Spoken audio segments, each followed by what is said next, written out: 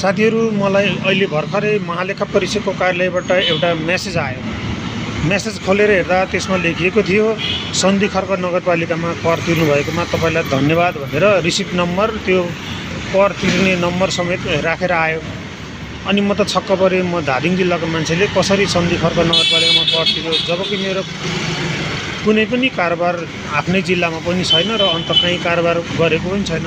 अनि अब मैले यस सम्बन्धी नबुझेर तपाईहरुसँग सोध्नको लागि यो भिडियो बनाएको छु। कतै मेरो आइडी दुरुपयोग भएको त हैन, अथवा यो टेक्निकल फल्ट हो, अथवा मेसेज पठाउने व्यक्तिले नम्बर गलत हालेको भएर मेरोमा आइपुग्यो।